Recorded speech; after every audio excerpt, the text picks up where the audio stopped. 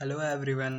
I hope कि आप सब ने क्लास फर्स्ट की खूब सारी प्रैक्टिस कर ली होगी। अगर नहीं करी है तो जाएं प्रैक्टिस करें, या फिर नहीं देखी है वीडियो तो जाएं और वीडियो देखें। तो आज हमारा क्लास 2 है और हम क्लास 2 में डायरेक्ट सिलेक्शन टूल के बारे में समझने वाले हैं। तो आइए देखते हैं क्या है डायरेक्ट सिलेक्शन टूल। हाँ, तो आज हम डायरेक्ट सिलेक्शन टूल देखने वाले हैं। पर पहले डायरेक्ट सिलेक्शन टूल बताने से पहले मैं आपको कहूँगा कि यहाँ पे व्यू ऑप्शन में जाएं और यहाँ से आप चेक कर ले कि स्मार्ट गाइड आपका टिक लगा है या नहीं। मेरा टिक लगा है, ओके। तो आपका भी टिक लगा होना चाहिए। पहले मैं बताऊँगा ये किस लिए है। हाँ, तो आज हम डायरेक्ट सिलेक्शन टूल, जो कि ये वाइट कलर का आपको दिख रहा है यहाँ पे डायरेक्ट सिलेक्शन टूल, आज इसका यूज़ देखने वाले हैं। वेल, ये भी सिलेक्शन का ही काम करता है। चलिए मैं यहाँ पे एक रेक्टेंगल ले रहा हूँ और डायरेक्ट सिलेक्शन टूल सेलेक्ट कर रहा हूँ। इससे मैंने सेलेक्ट कर लिया इसको, और ये भी सिलेक्शन का ही काम करता है। इससे भी आप मूव कर सकते हैं। बट सिलेक्शन टूल में क्या था कि आप इसको रीसाइज भी कर सकते थे, बट इसमें आप रीसाइज नहीं कर सकते। आप इसको मूव कर सकते हैं, आप इसकी कॉपी ले सकते हैं, लेकिन इसको रीसाइज नहीं कर सकते।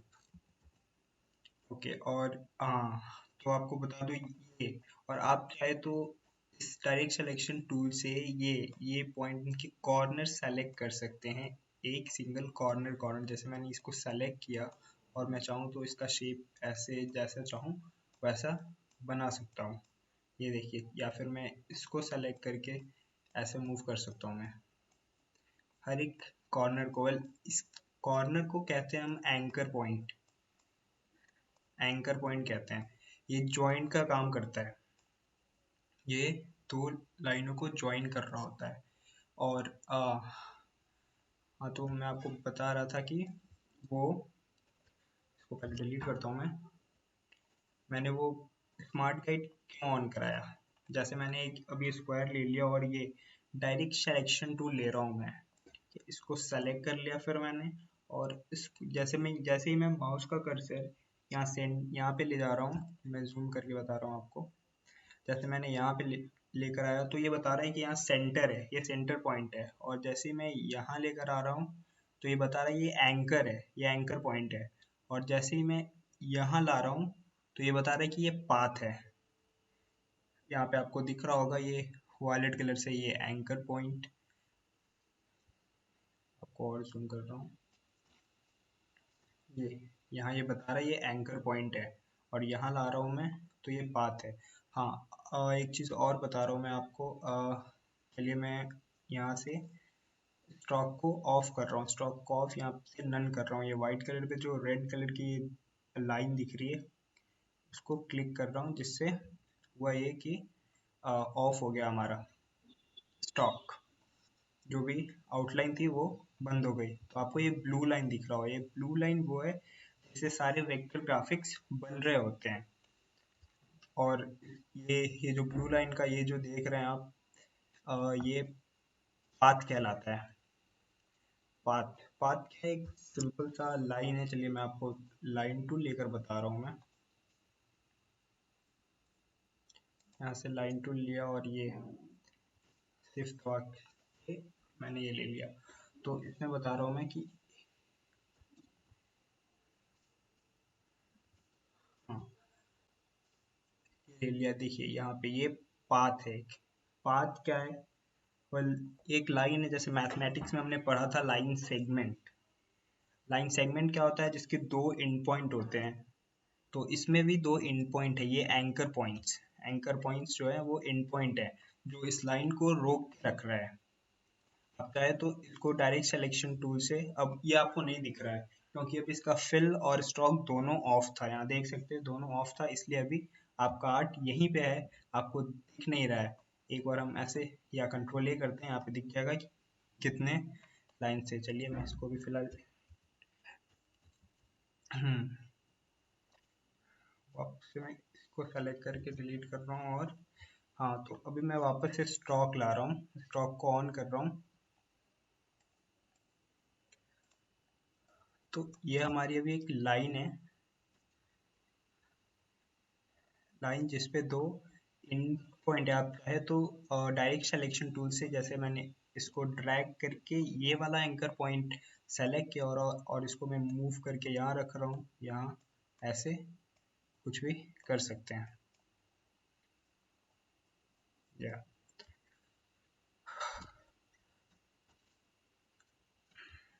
अब मैं आपको बताता हूँ, एक स्क्वायर ले रहा हूँ मैं शेप टूल से, एक स्क्वायर लिया मैंने, ठीक है। का यूज कैसे, फिर मैंने इसको शिफ्ट लेते हुए अल्ट दबाया और सेलेक्ट करके मैं इसको नीचे ला रहा हूँ। जैसे ही आप नीचे ला रहे हैं, एक वॉयलेट कलर का आपको लाइन दिख रहा है, ठीक है, और ये बता रहा है कि आप कितना नीचे ला रहे हैं। अभी अभी वो ऊपर वाले स्क्वायर से जो नीचे वाले इंटरसेक्ट कर रहा है, ठीक है, यहाँ ले आया तो यहाँ ये सेंटर से आ रहा है पूरा, ये बता रहा है आपको, ये गाइड कर रहा है आपको। चलिए मैं इसको यहाँ पे रख दिया और फिर एक और इसकी कॉपी ले रहा हूँ राइट साइड में इंटरसेक्ट, ठीक है। अब यहाँ पे मैं लेता हूँ direct selection tool. Direct selection tool लेके मैं ऊपर वाली पाथ को सेलेक्ट करके और मैं इसको ऐसे मूव कर रहा हूँ, मूव करके यहाँ ला रहा हूँ, ठीक है। अब इस दोनों इस दोनों एंकर पॉइंट को सेलेक्ट कर रहा हूँ और इनको उठाकर मैं यहाँ रख रहा हूँ, ओके, इंटरसेक्ट, ठीक है। अब मैं यहाँ इन चार पॉइंट को सेलेक्ट कर रहा हूँ, ठीक है। अब इनको उठा के मैं थोड़ा यहाँ ऐसे रख रहा हूँ, तो ये आपको एक 3D बॉक्स दिख रहा है। वेल मैं आपको बता दूं कि ये वही तीन स्क्वायर है जो हमने बनाए थे। इसको सेलेक्ट करके आप मैं मूव करके बता रहा हूँ, ये देखिए, ये वही तीन स्क्वायर रेक्टेंगल जो हमने बनाए थे, ये वही है अभी वही है, तीन पार्ट्स। बस हमने इनको डायरेक्ट सिलेक्शन टूल से मॉडिफाई करके एक शेप बना दिया। अब हम क्या करते हैं कि अब इनकी एक कॉपी लेते हैं, ठीक है। सिलेक्शन टूल से मैं कॉपी ले रहा हूँ, चाहे तो आप डायरेक्ट सिलेक्शन टूल से भी ले सकते हैं। चलिए डायरेक्ट सिलेक्शन टूल से ही ले लेते हैं। ये सेलेक्ट किया, फिर मैं सिर्फ अल्ट प्रेस करके मूव कर रहा हूँ, ये माउस का बटन रिलीज किया, देन कीबोर्ड का बटन रिलीज किया, एक कॉपी आ गई, ठीक है। अब क्या कर रहे हैं हम कि डायरेक्ट एक चीज़ और, अगर आप सिलेक्शन टूल से सेलेक्ट करते हैं और इसको रीसाइज करते हैं तो इसका शेप मतलब प्रोपोर्शन चेंज हो जाता है, पूरा चेंज हो जाता है, तो ये सही नहीं है करना। हम करेंगे क्या कि डायरेक्ट सिलेक्शन टूल लेंगे, इसको ऊपर से यहाँ इतना सेलेक्ट करेंगे नीचे, और इसको ऐसे एंकर पॉइंट को पकड़ के मूव करेंगे। अब शिफ्ट नहीं दबाने पे क्या होगा कि ये शेप इधर इधर किधर भी जा सकता है, तो हम शिफ्ट दबाएंगे ताकि ये शिफ्ट दबाया तो ये स्ट्रेट आ गया और ये गाइड कर रहा है हमारा यहाँ तक, ठीक है। अब मैं क्या कर रहा हूँ, इनको टोटल सेलेक्ट करके, ध्यान रहे अगर आप एंकर पॉइंट्स को पूरा सेलेक्ट करें, अगर पूरा नहीं करते सेलेक्ट तो ये देखिए क्या होगा। अगर मैं इसको थोड़ा बड़ा या करूँगा तो ये इस पॉइंट से मैंने नहीं किया था तो पॉइंट मूव नहीं हो रहा, ठीक है। मैं कंट्रोल जेड करता हूँ, ठीक है। अब मैंने ये पूरे एंकर पॉइंट को सेलेक्ट किया और इसको एक काम करो, सिलेक्शन टूल से मैंने सेलेक्ट किया और शिफ्ट दबा के बहुत थोड़ा सा मैंने इसको रीसाइज किया, बड़ा किया, ठीक है। अब इसको उठाकर मैं यहाँ इसके ऊपर रख रहा हूँ, या एक कैप बन गया। अब आपको पिछली लाइन दिख रही है क्योंकि इसको मैंने पूरे को सेलेक्ट करके मैं एक बार डिफ़ॉल्ट पे कर देता हूँ। या ये आपका एक बॉक्स बन गया जिसमें कैप लगा हुआ है, कवर लगा हुआ है, बंद है बॉक्स, ओके। ऐसी बहुत सारी चीज़ें हम बना सकते हैं डायरेक्ट सिलेक्शन टूल को लेकर, डायरेक्ट सिलेक्शन टूल से मॉडिफाई करके चीज़ों को। हाँ, अब इसको करना क्या है कि मैं चाहता हूँ कि ये पूरा एक शेप बन जाए, पूरा एक आर्ट बन जाए, ये इस तरह से ना रहे, एक शेप अलग ये अलग, ऐसा ना रहे। तो इसके लिए हम क्या करेंगे, इस बॉक्स को सेलेक्ट करेंगे, राइट क्लिक करेंगे और ग्रुप पे क्लिक करेंगे। तो अब हमारा ये बॉक्स एक पूरा आर्ट बन चुका है। अब जैसे ही हम इसको सेलेक्ट करेंगे तो ये पूरा सेलेक्ट हो जाएगा और हम इसको मूव कर सकते हैं ऐसे। ठीक है, अब कुछ और देखते हैं, इसको साइड करते हैं। अब हम लेते हैं या हाँ, इसे फिर एक चीज़ और बता दूं मैं आपको, एक सर्कल बना रहा हूँ मैं। ठीक है, सिर्फ यहाँ सर्कल कैसे बनाए, तो यहाँ से मैंने एलिप्स टूल लिया, बता चुका हूँ मैं वैसे फर्स्ट क्लास में भी। ठीक है, क्लिक करके मैंने शिफ्ट प्रेस करके ड्रैग किया। ठीक है, और फिर मैं एक स्क्वायर ले रहा हूँ, क्लिक किया, शिफ्ट। अब मैं डायरेक्ट सिलेक्शन से मैं दोनों को सेलेक्ट कर रहा हूँ। ठीक है, डायरेक्ट सिलेक्शन से मैं दोनों को ये सेलेक्ट किया और इन दोनों में आपको कॉमन ये दिख रहा है कि इनमें इस सर्कल में भी आपको यहाँ 4 एंकर पॉइंट दिख रहे होंगे, 1 2 3 4, और स्क्वायर में भी 4 एंकर पॉइंट्स है और एक सेंटर है, दोनों में कॉमन है। एंकर पॉइंट सेम है, एक सेंटर है, लेकिन दोनों का शेप एकदम अलग है, एक सर्कल है और एक स्क्वायर है। पहले सर्कल को देखते हैं। डायरेक्ट सिलेक्शन लिया मैंने और इसको सेलेक्ट किया, तो ये जो 4 एंकर पॉइंट्स है, मैं एक एंकर पॉइंट्स पे क्लिक कर रहा हूँ, तो ये जो एक्टिव आपको एक लाइन दिख रही है, एक सर्कल से एक लाइन जो है वो टच कर रही है, ये इसको कहते हैं कर्व हैंडल्स। वैसे मैथमेटिक्स में इसको टेंजेंट कहते हैं। टेंजेंट पता होगा आपको क्या होता है, पढ़ा होगा आपने।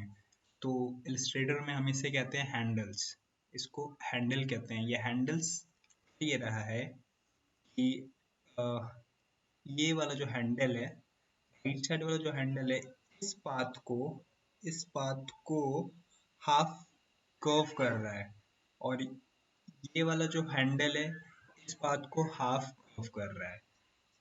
कैसे कर रहा है, अब मैं आपको दिखाता हूँ। अब मैं इस पाथ पे क्लिक कर रहा हूँ, यहाँ पे पाथ पे, तो यहाँ वाला हैंडल एक्टिव हो गया और यहाँ वाला हैंडल एक्टिव हो गया। मतलब कि ये वाला हैंडल इस पाथ को हाफ कर्व कर रहा है और ये वाला हैंडल इस पाथ को हाफ कर्व कर रहा है। कि अगर मैं इस हैंडल को पकड़ कर इसको ऐसे करूं तो देख सकते हैं, मैं घुमाऊं, मूव करूं ऐसे या ऐसे, तो अब शेप चेंज हो गया और ये कर्व कर रहा है। और वैसे ही ये वाला हैंडल हाफ इस साइड को कर्व कर रहा है और हाफ इस साइड को। जैसे ही मैं इस पे क्लिक करता हूँ और मूव करता हूँ, तो दूसरे साइड का भी हैंडल, दोनों हैंडल एक्टिव हो जाते हैं और ये ऐसे कर्व कर रहा होता है। कंट्रोल जेड करता हूँ, हैंडल्स की वजह से ये 4 एंकर पॉइंट्स इसमें भी है और 4 एंकर पॉइंट्स इसमें भी है। इसमें बस कर्व्स नहीं है और इसमें कर्व्स हैं, इसलिए ये सर्कल है। तो अब आपको मैं बताता हूँ, एंकर पॉइंट टूल लेते हैं, यहाँ से पेन टूल में जाते हैं, यहाँ पे एंकर पॉइंट टूल लेते हैं। एंकर पॉइंट टूल लिया मैंने और पहले डायरेक्शनल टूल से मैंने इसको स्क्वायर को सेलेक्ट किया, फिर एंकर पॉइंट लिया और इस एंकर पे मैंने क्लिक किया और इसको ड्रैग किया। क्लिक करके ड्रैग किया, माउस रिलीज नहीं किया मैंने क्लिक किया और ड्रैग किया। तो आप देख सकते हैं इस स्क्वायर पे भी एंकर पॉइंट पे कर्व आ गया। चाहे तो यहाँ पे भी कर्व ला सकते हैं, ये देखिए कर्व आ गया। कंट्रोल जेड करता हूँ। वैसे ही अब देखते हैं यहाँ पे पेन टूल। ठीक है, पेन टूल क्या कर रहा होता है कि जैसे मैंने स्क्वायर को सेलेक्ट किया, इस एंकर पॉइंट पे अगर मैं पेन टूल लेकर इस एंकर पॉइंट पे जाऊं तो ये माइनस आपको दिख रहा है। ठीक है, मतलब ये एक जो पॉइंट है, एंकर है, उसको माइनस कर देगा। जैसे मैंने क्लिक किया, ये एक माइनस कर दिया और ये ट्रायंगल बन गया। वैसे ही अगर मैं सर्कल में आऊँ और इसके एंकर पॉइंट पे मैं क्लिक करूँ, सेलेक्ट करूँ एंकर पॉइंट को और क्लिक करूँ, जैसे ही माइनस है मैं क्लिक करूँ तो ये सर्कल से भी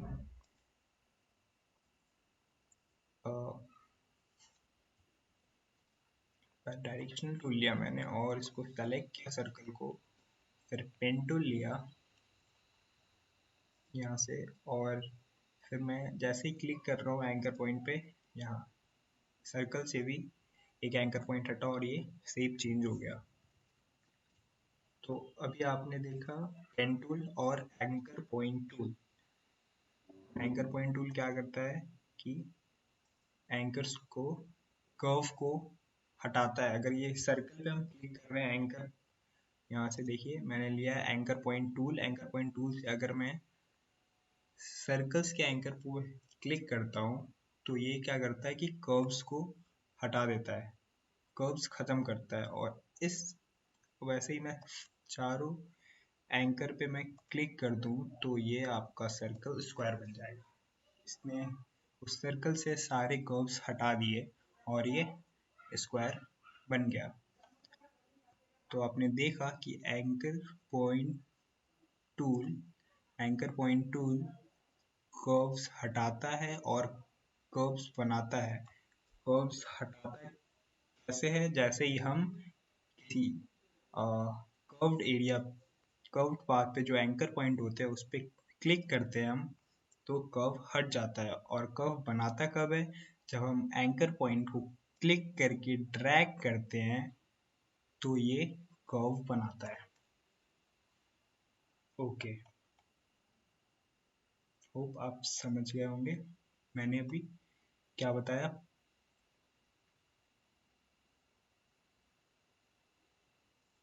अब मैं यहाँ से एलिप्स टूल ले रहा हूँ, ठीक है। ये चलिए मैंने बना दिया, एक ओवल बनाया मैंने।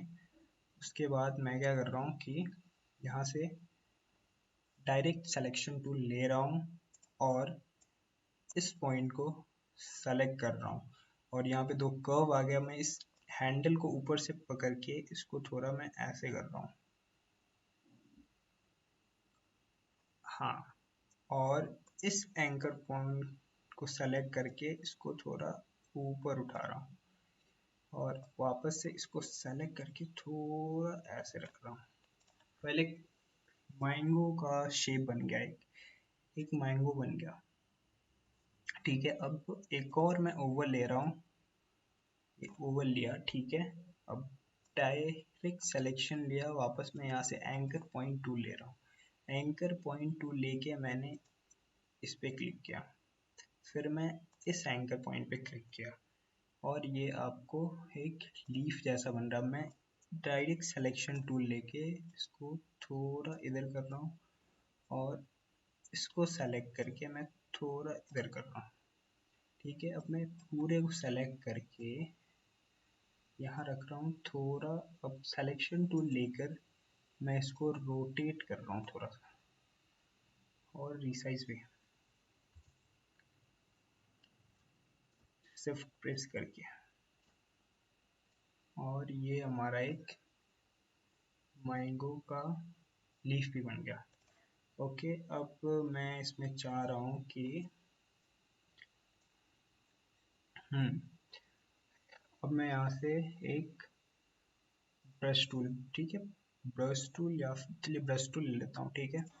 यहाँ से मैं पेंट ब्रश टूल वेल सबने यूज़ किया पेंट में। मैं यहाँ से इसके हैंडल्स बना देता हूँ, या एक मैंगो बन गया। तो आपने देखा direct selection tool, anchor point tool को लेकर